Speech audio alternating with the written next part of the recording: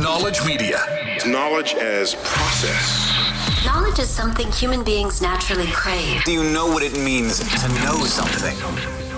The Knowledge Media Podcast with Heather Prosak. Now, Tasha is a mom of three. She is believer of unschooling, which if you're like, unschooling, what's that? Well, that's what we're going to talk about today. I want to thank you for all the work you've been doing and just getting information out there to people, because I'm a big believer in knowledge is power. Whether you agree with it or you don't, Tasha, it's okay. But taking it in from all sides is equally important as just taking in what you believe. Thanks for having me. And your work is just as important. You know, it's really up to us as civil journalists to take back what isn't being shown, the other side of the story, and all of the suppression and the censorship. So what you're doing is really important as well. Thank you. But I think the hardest job in the world is being a mom. How did you get to unschooling? Because it's the first time I've heard of unschooling. Right. Yeah, a lot of people think unschooling is synonymous with like uneducated or something like that, and that's far from the truth. But what led me there, so my kids at the time, it was 2 years ago, they're in grade 1 and grade 4, was basically just I had a bit of a spiritual awakening with COVID, and that was happened back in about May 2020. I, like everyone else, like most people, were concerned about the virus or what it was and what was going on, and completely followed the authoritative figures and took them out and had them at home. And it was like a rat race at our house with 3 different kids online doing different programmings, plus, having to lay off 60 of our employees and run the family business from home. So it was very chaotic, very stressful, but everybody was in the same boat. So, I played along and did all the things and wore the masks. We even made masks at our business when there was a lack of PPE back in the day. This is why my story is so funny, because it just shows that I'm non-conspiratorial by nature. I ended up being on like Global and CTV, starting Mask Makers YYC with our That's business. where I saw you. Yeah. Do you remember? Yes. Oh my gosh. Yeah. So that was me, just total team player. Let's do it. Okay. You're going to wear masks. We're going to make them. We're going to distribute them with all the sewers. I started to feel intuitively that something wasn't right here, that we were being misled. It didn't seem plausible. It just, something wasn't sitting with me. So that just led me down a ton of research. And when you say research, like you were going into, was this research about schools? Just the different structures, government, what happened to trigger me wanting to keep them home. So they were out the rest of the year. And I just knew intuitively that come the fall, there was going to be mass hysteria. I just imagined teachers with masks yelling at kids to be 6 feet apart, hand sanitizing, like all of that stuff I knew was crazy. And the real trigger that I knew this was going to be like vaccination nation was because the CEO of the Calgary Flames came on and sent an email to all of its constituents, which we were one. We had tickets for years and years, saying, it's really sad we have to shut down the Flames, but you know what? When they come out with a vaccine, we'll all be able to be together again. And I was like, bingo, that's what they're trying to do. They're going to try to vaccinate the world. I just knew it. Like you were looking at the foreshadowing and it all came true, which is Mm-hmm. fascinating. Okay, so Well, which is easy to do. People think, it's not easy to do. It's not easy to articulate either especially at the beginning of this. But you can connect the dots. The information really is in plain sight. A lot of the stuff has been there. You just have to really look and be open to being completely wrong about everything that you thought you knew. And you actually have to fathom that it might be a potential that the people that you've trusted in your life and these authority figures and these paradigms and these systems like our government, our health ministries might not have your best interest. Let me just make a disclosure right now before we continue. I'm talking about the powers that be, the ruling elite class, the ruling families who run and at the top all of these organizations that we've grown up in. So you're from saying, there, yeah. I said, okay, I said to my husband, let me homeschool for a year because I can't put them in that environment. Like I knew right away after the 2, 3, 4 weeks that the masks were useless. I did enough research. I understood, what viral particles of COVID, how they were spreading. And I said, I'm going to homeschool for a year and then we'll relook at it. Now you have to remember, this is what's so crazy about it. I was the quintessential matrix mummy, pushing my kids on the bus, running around, doing the activities, handing them off to other people to teach them different things. I could never have imagined myself as a homeschooler. Just my life was It did not, there was no room for it. Even when my kids asked me, I said, absolutely not. Get on that bus. Let's go, just like most moms. So this is what was extraordinary. So my husband said, yeah, okay. And so I packed up, went out to Invermere to our cabin. And in my head, I was like, I'm going to be the best homeschooling mom ever. I went to the teacher store. I got like all the charts and all the multiplication tables. And I got like big letters everywhere. And I'm doing grade 1 and grade 4. I'm just going to be so good. And they're going to love their teacher because they love their mom. And it's going to be amazing. And it was totally a crash and burn come September, probably like 3 days in. It was just horrible. If I wasn't coercing them or bribing them to get their work done at the table, I was yelling at them. If I wasn't yelling at them, I was, you know, it was nothing that I thought it was. And then, of Right. course, I thought, I'm a failure. I've convinced my husband to do this for a year. I had to be successful. Oh my gosh, they're going to be behind, whatever that means now. But anyway, at the time, I was just putting myself through the ringer. And what happened was, because once you start this kind of research and you awaken to the corruption around you, you're always researching. So I was listening to Kelly Brogan, and she was doing a webinar like this with Dana Martin. And so Dana Martin, who is my mentor, was talking to Kelly like this, and she said, "Oh, just so you know, if one of my kids come into the room, I'll just have to put you on pause and tend to their needs, and then I'll be back." And I was like, "What was that?" Because for months prior to, when we had all the kids at home trying to do all the things, it was like, "Shh, quiet, go over there. The food's in the fridge. The door's shut. I'm on a meeting. Don't do this. I've got my headset on." It was a different level of respect and understanding and putting them first that I had never seen. And I was like, whatever that is, I want more of that. So I kept listening, and she was talking about unschooling. And I was like, I had never heard of it before either. And about it stemming from peaceful parenting and attachment parenting, and actually that your kids can learn without curriculum, without a school system. And I was like, what? I can have my kids home with me harmoniously in a peaceful manner. And she actually explained how forced learning, which is what I was trying to do, trying to be like a super mom homeschooler, can destroy your relationship with your children. Wow. Because anything that is forced destroys the relationship with the very thing that you're trying to force, right? Mhm. And so, or the very thing that you're trying to control. So I just dove right in, found her, signed up for this year-long class, like me and her one-on-one, and it's just been since. And I was terrified. I realized very quickly that the entire unschooling lifestyle and philosophy requires one to completely put down their belief systems that they've always known, put them aside, and try something new, which is really scary for most people. It Right. was for me. Plus, you have your typical mom guilt, which is like, oh my gosh, they're going to be behind. Like, am I doing the right thing? I just went down another research hole with public education and where it stemmed from, where compulsory school started, who funded it, you know. And the most fascinating thing about it all, Heather, is that the same people that have their mitts and hands in this COVID con are the same ruling class elite families that have funded and controlled and created the public school system. Like, there's a reason it's free. And it is a method to control the masses.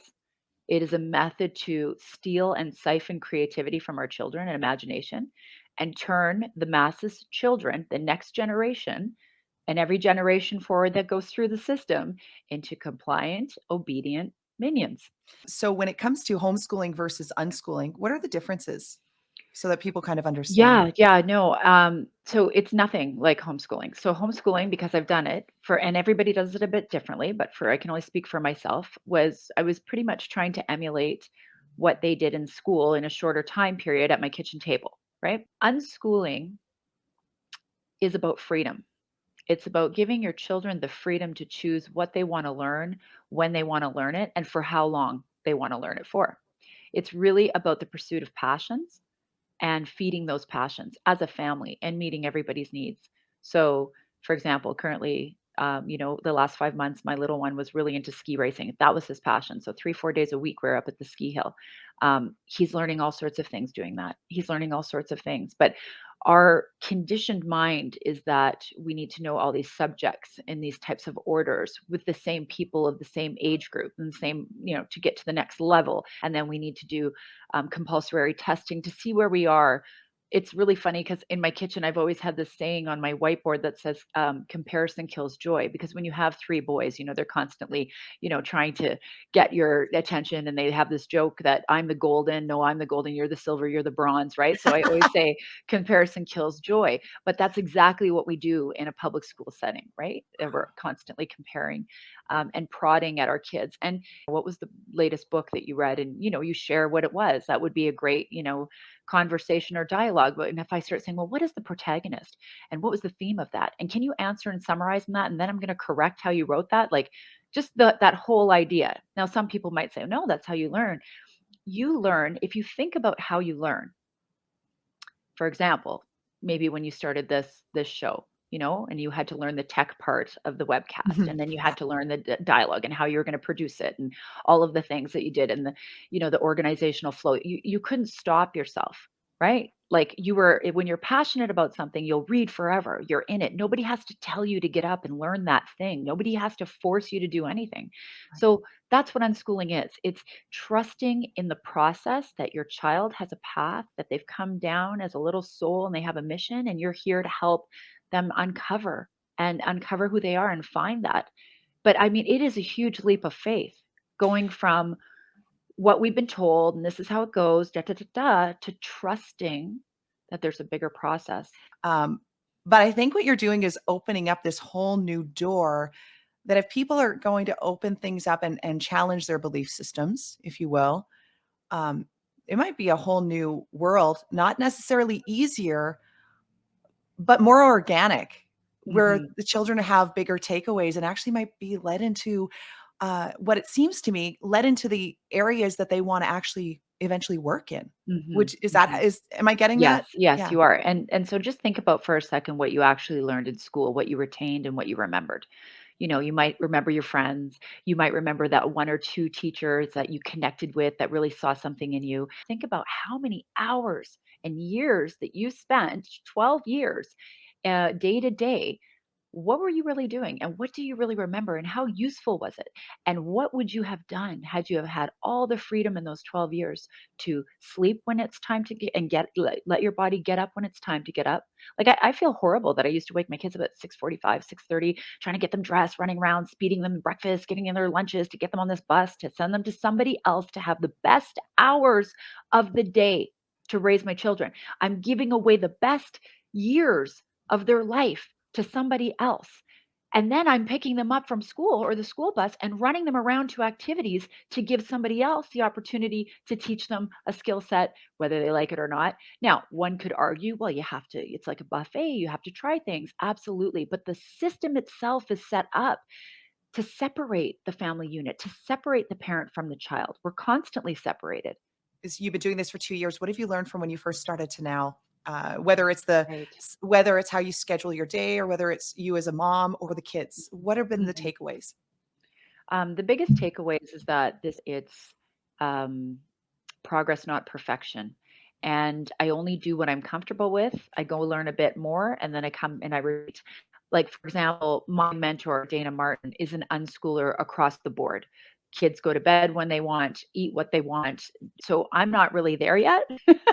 I'm there in the education part, and I'm much more lenient with bedtimes and food because I'm trying to unlearn and decondition myself. So the thing I learned the most was that this work is not for the faint of heart, and it really is about unconditioning, deconditioning yourself. It's really not about the kids. The kids thrive no matter what. You can't stop your kids from learning. You can't. Mhm. So it was about me unprogramming, deprogramming myself, and it's a work every day because it's a lot of letting go of control. Control of we have been trained on how to train our kids. Most of the things that we do are based on what other people think of us. That's the cold hard truth. If you really take a look at your behaviors, we think we're really smart as humans and that we come up with these great ideas on our own and why we make choices. But when you really look at it, we make choices based on the influences in our life. And these influences have been these systems. Like who really benefits from public schooling. Well, the Yeah. government benefits because you end up Yes. becoming and turning out as the government wants your kids to turn out. Unschooling is the unfolding of who this little soul came down to be. When you ask a child if they're interested in something and they say no, and you respect that choice, you are speaking to their soul. Mm, When you say, well, it doesn't matter, you got to do it anyway. We have to do it. It's part of the curriculum. You're basically telling them not to trust themselves. You are basically telling them not to trust their path of what their interests are in. It's a byproduct of passion, mhm. of following their passion. But for some reason, at the kid turns 5 and we hand them off to an institution to do that for us because we think that they know better than us. We've been You're just unschooling making so parents. much sense to me right now. I hope people are getting this because you're not saying that school is bad. You're like, just Mhm, challenge the box. Challenge what has been laid out for years upon years. Watching this right now, they're mhm. being like, "This woman is gone. So Yeah. gone. How can Yeah. she say this? Teachers are educated. They spend years in school." I'm trying to think of all the different things that could be coming at you. Who says that you are better at, um educating your children than someone who's gone through university. So Right. how do you speak to that? Well, that's really easy because what I see is like the more letters behind their names sometimes it's just not more educated, but perhaps more indoctrinated. So again, this is a real paradigm shift. You have to be able to see through like I said, I had a spiritual awakening around this. I would have thought prior to 2020 that, yeah, somebody that's more educated might be more experienced, but look at what's going on right now in the world. Look at the people that have been censored, or the people that are telling a certain narrative and being paid for it, or who don't have the courage to speak out about what's really going on. They have lots of letters behind their names and are educated. Is that what I want? Is that what I want for my children? It's I've been told that I can't do it and I'm not capable. But is that really true? I've been a natural unparent, and so has every other parent from birth until 5 years old. You weren't thinking about, oh, you taught them to go to the potty, to eat, not to fall, and kill themselves, not to put things in their mouth. You loved them, you nurtured them, you were learning all the time. The most learning comes from those years, and we were capable and we did that. And who's to say that we can't live harmoniously with our kids at home, um, and keep going? So Mhm. have you noticed with your children, have you noticed, Tasha, anything changing in them from when, especially I guess the oldest one who would have been in school already? What are some of the biggest changes with him? Well, my oldest one went through the system, so he is just on hold until university, just, with the vax policies and stuff, we'll take a look at that. So he's working for the family business and he's doing his own thing.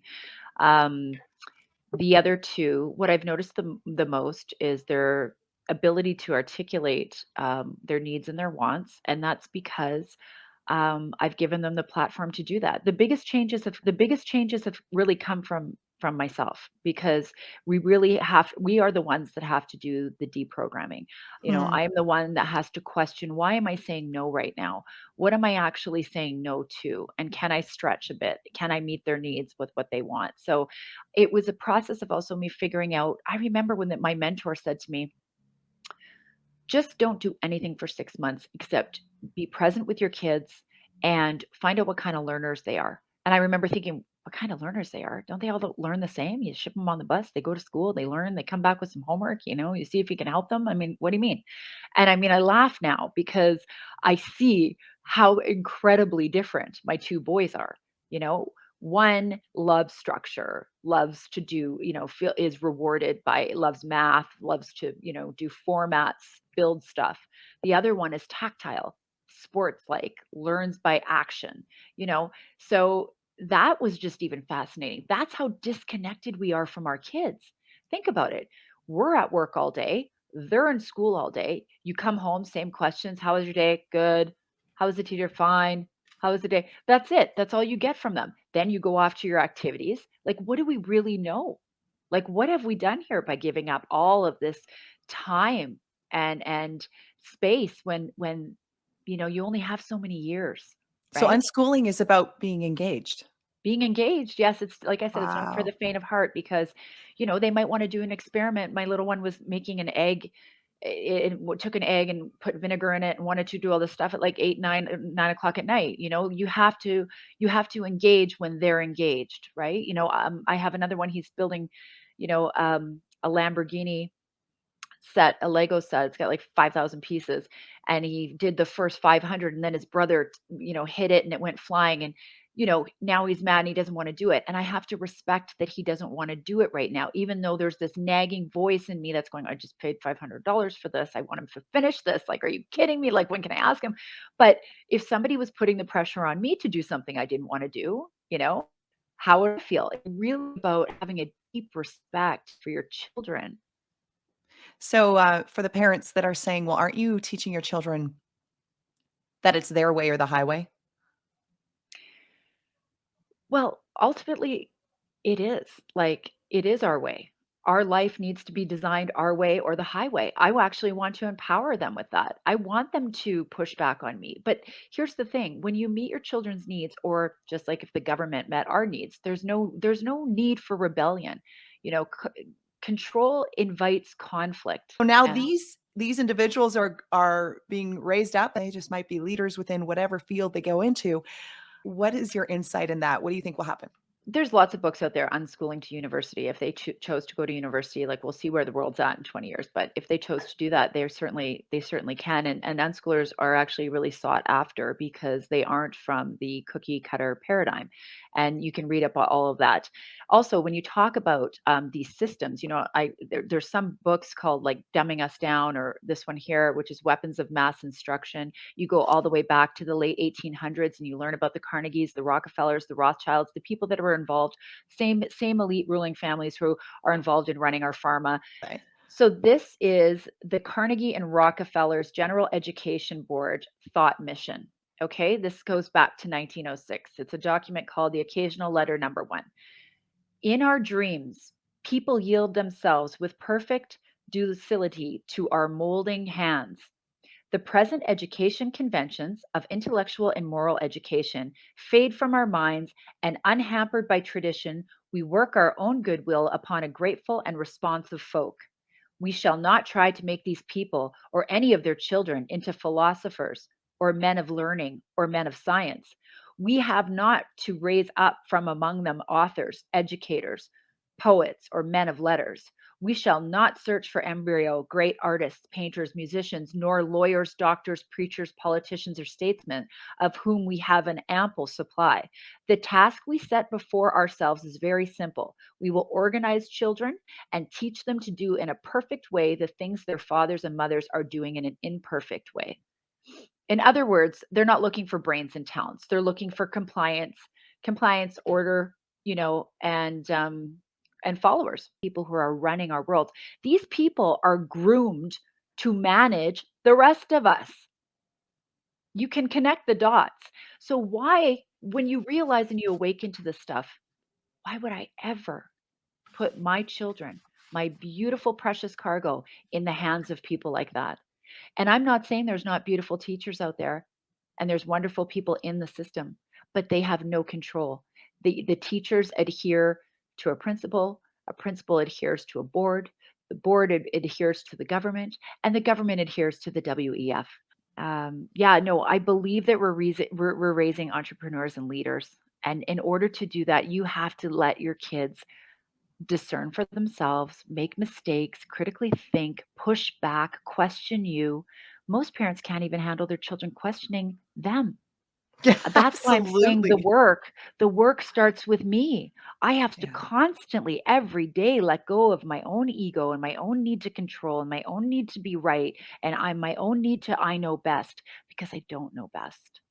None of us do.